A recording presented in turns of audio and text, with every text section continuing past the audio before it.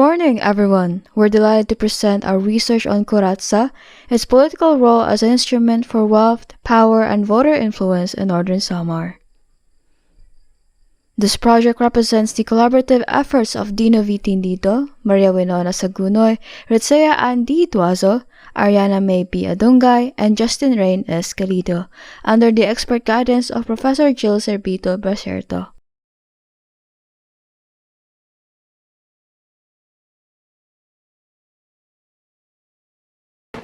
Good day and mabuhay. I am Dino Tendido and today we will be presenting to you our study entitled Kuratsa, its political role as an instrument for wealth, power, and voter influence in northern Samar.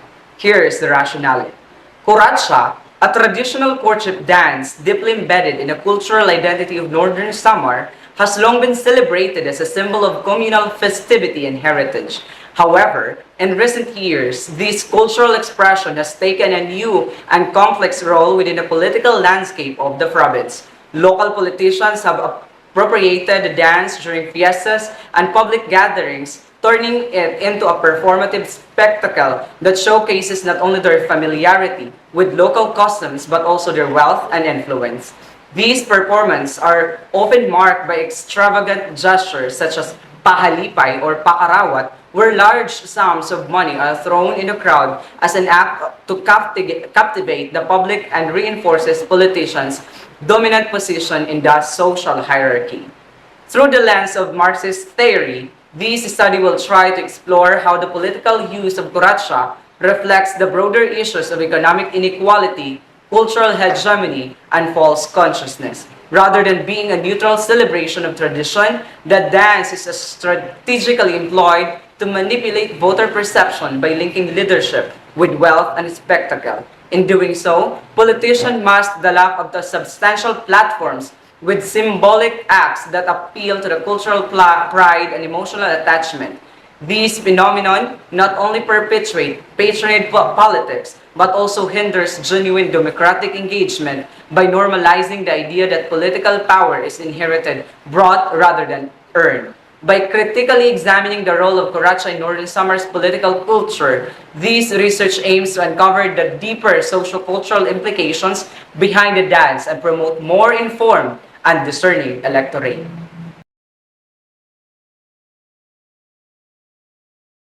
Good day, everyone. I am Wenona S, and I'll be presenting the main objectives of our study, which looks into Kuratsa, a well-known traditional dance here in northern Samar, and how it is being used in political landscape. Our first objective is to examine how politicians use Kuratsa to show off their wealth and gain public influence. Traditionally, Kuratsa is performed during community celebrations like weddings and fiestas, and it's often associated with joy, culture, and blessings. But over the years, we've seen politicians joining these performances, not just to celebrate, but to make a statement. During the dance, it's common to throw money or receive large amounts from supporters. Politicians also use this as an opportunity to display their financial power, which can create a strong image of generosity and authority in front of the public. Our second objective is to understand how this influences the behavior and decisions of voters. We wanted to find out if voters are swayed by these grand performances. Do they see a politician who throws money during Kuratsa as someone who will take care of the community? Or do they feel a sense of gratitude or obligation to vote for that person? Through surveys and analysis, we tried to explore whether cultural performances like Kuratsa can actually affect the choices people make during elections. And our third objective is to analyze the political use of Kuratsa through the Marxist perspective. By using this framework, we were able to look deeper into how the ruling class, those with money and political power, use cultural traditions to stay in control. From this point of view, Kuratsa becomes more than just a dance. It turns into a strategy, a way for those empowered to connect with the masses, distract from real issues, and maintain their position in society. We believe this kind of analysis is important because it helps us see how culture can sometimes be used not just to celebrate identity, but also to shape public perception and preserve inequality. By exploring these objectives, we hope to encourage a more critical view of how tradition can sometimes be used not just to celebrate identity, but also to shape public opinion and maintain existing power structures.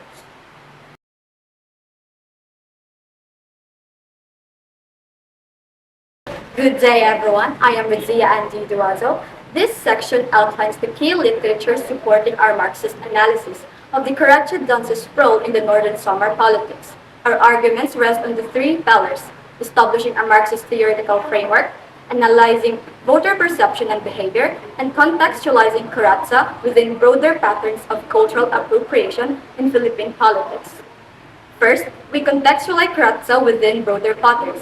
Research from the University of the Philippines Center for Integrative and Development Studies demonstrates the historical use of cultural events by the elites to reinforce class distinctions. Magallona shows how political elites in post-colonial societies maintain dominance through embedding themselves in local traditions.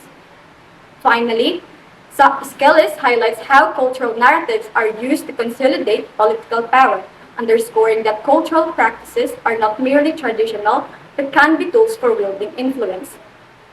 Second, we examine voter behavior. Mabolok and Saribayan highlight utang na loob or debt of gratitude and the impact of perceived generosity on voting decision, directly relevant to understanding how Kuratsa fosters a patron-client relationship. Scott's concept of a moral economy clarifies the transactional nature of these relationships.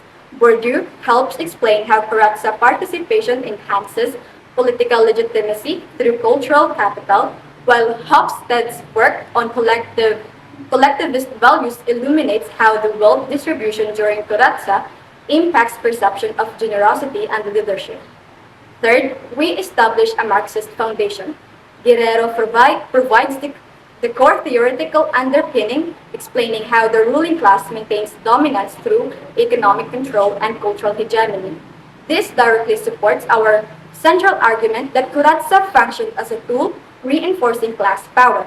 Furthermore, Rommel's work on conspicuous consumption illuminates the gala tradition, the money showering, as a strategic display of wealth legitimizing political power. Mabulok reinforces this by highlighting the link between consumerism, wealth, and political influence in the Philippines. Finally, Velasco demonstrates how cultural performances are co-opted by elites to maintain dominance, a pattern mirrored in our analysis of Kuratsa. While not explicitly cited, Althusser's concept of the ideological state apparatus implicitly informs our understanding of Kuratsa as a tool of political control. Our literature review establishes a strong theoretical and empirical basis for our Marxist analysis of Kuratsa. The selected works effectively demonstrate the intricate relationship between culture, class, and power in the Philippine politics, providing a robust framework for understanding Kuratsa as both a cultural practice and a strategic instrument of political manipulation. Good day, everyone. I am Ariana May B, and I'm going to present the methodology used in our research. This study employed a quantitative approach to investigate the cultural and political dimensions of the Kuratsa dance in Northern Samar.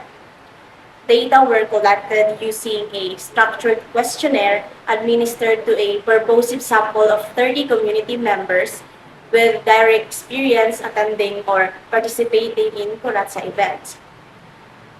This sampling strategy ensured that responses reflected informed perspectives and maximized the relevance of the data. The questionnaire comprised 5 statements rated on a 5-point Likert scale, strongly disagree to strongly agree, designed to explore the cultural significance and political implications of the Kuratsa dance, assessing its perceived roles in expressing wealth, demonstrating power, and influencing voter behavior. Data analysis involved descriptive statistics, including frequency counts, percentages, and means to summarize the respondents' views. This approach allowed for a clear and straightforward presentation of the findings, facilitating a readily comprehensible interpretation of the participants' perceptions regarding Kuratsa's multifaceted role within the community.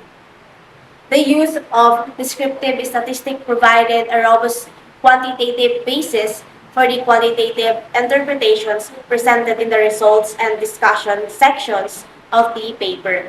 Specifically, analysis of the mean scores for each statement in the questionnaire yielded valuable insights into the respondents' collective understanding of Kuratsa's cultural and political implications. The numerical data presented in tables 1 and 2 supplement and clarify the discussion of the results.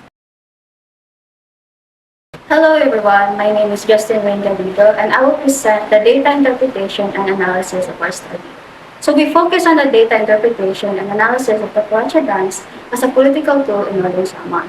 Our research explores how seemingly cultural and celebratory performance, the Kuratsa, is transformed into a powerful political strategy by the local politicians. Using a Marxist framework, we analyze how cultural symbols are manipulated by the elite to reinforce class dominance and influence voter behavior. From the data gathered, we observe that politicians who perform the Kuratsa are often those with substantial financial resources. The extravagant act of showering money during the dance, also called gala, serves not just as entertainment but as a performative display of wealth and generosity. This aligns with Marxist theorist Rommel's concept of conspicuous consumption, where public displays of affluence legitimize social and political power. Furthermore, respondents and sources emphasized how the Kuratsa reinforces utang na loob or debt of gratitude. Many voters interpret the act of giving during the dance as a personal favor, creating a psychological bond between the politician and the community. This connection fosters loyalty, often at the expense of objective political evaluation. Our analysis also reveals that cultural capital, defined by Pierre Bourdieu, is at play. By participating in Kuratsa, politicians embed themselves in the shared identity and values of the people. They present themselves as culturally competent, making them appear more relatable and trustworthy. The strategic move blurs the line between tradition and propaganda, between communal celebration and political campaigning. We also found that the Kuratsa is largely inaccessible to candidates who lack economic resources. This turns the cultural performance into an exclusive platform from the elite, marginalizing grassroots leaders and reinforcing the idea that the only wealthy are worthy of leadership. The data show that the Kuratsa dance is more than a traditional performance. It is a politicized ritual that perpetuates class structures, patriarchal relationships, and voter manipulation. Through Marxist lens, it becomes clear that the ruling class co-opts cultural practices to maintain the status quo and prevent genuine democratic participation. So in conclusion, our analysis underscores the importance of cultural awareness and political engagement. As voters, recognizing the underlying motives behind such performances can lead to a more critical and informed electorate. Here are the summary conclusions and recommendations of our study. This study explored the cultural and political dimensions of Kuratsa as a traditional dance in Northern Samar. While deeply rooted in heritage, Kuratsa has also been appropriated by politicians to enhance their public image and influence voter behavior. Through the lens of Marxist theory, we found that Kuratsa is not only a symbol of cultural identity, but also a tool for class reinforcement, allowing those in power to maintain dominance through public spectacle and acts of generosity. Survey results from 30 respondents revealed a shared recognition of this dual rule. Many affirmed Kuratsa as a cherished tradition, but also acknowledged how it is being used for political gain. These findings support the idea that cultural performances in the Philippines often reflect deeper political and social structures. In conclusion, Kuratsa is no longer just a festive dance. It has become a political narrative. Its use in campaigns raises questions about the integrity of elections and the commercializations of tradition. It's important for communities to recognize these practices and learn to separate true cultural celebration from political strategy. Based on these findings, the research proposed several recommendations. First, we encourage a stronger voter education program. This should help citizens identify when culture is being used as a political performance and promote voting based on performity and integrity, not just festive display.